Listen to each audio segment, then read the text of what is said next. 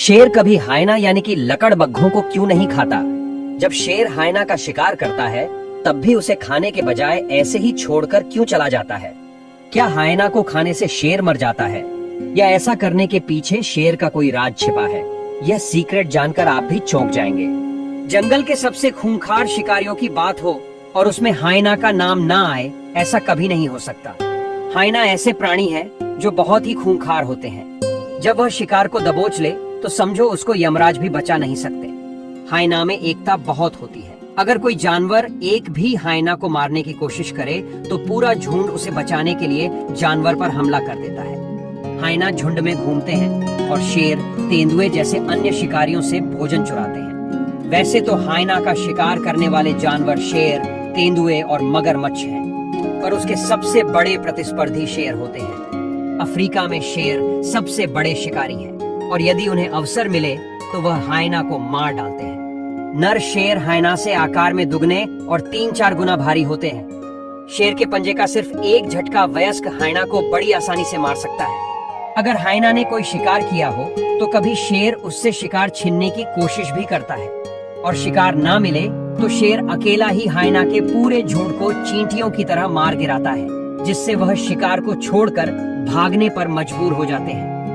यहाँ तक कि नर शेर हायना के बच्चों को भी मार देता है ताकि भविष्य में कोई हायना उसे चुनौती न दे सके। सबसे पहले शेर अपनी माँ से सीखते हैं कि क्या शिकार करना चाहिए और क्या खाना चाहिए। इस कारण से वह भले ही हायना को मार दे लेकिन उसे खाएंगे कभी नहीं। वैसे भी शेर ज्यादातर शाकाहारी जानवरों का शिकार करना पसंद करता है क्योंकि उसका मांस ज्यादा पौष्टिक होता है, जबकि हायना के मीट का स्वाद शेरों को बिल्कुल पसंद नहीं आता। हायना बीमारियों या पैरासाइट्स वाले किसी भी जानवर का शिकार करके उन्हें पचा सकते हैं और जब शेर ऐसे हायना को खाता है तो उसका स्वास्थ्य बिगड़ने लगता है। इस वजह से शेर उन्हें कभी नहीं खाते। दूसरा कारण है कि हायना भी शिकार के मामले में अव्वल होते हैं, जिसके कारण शेर की टेरिटरी पर खतरा हो सकता है, क्योंकि ऐसा देखा गया है कि हायना शेर के बच्चों का भी शिकार करते हैं।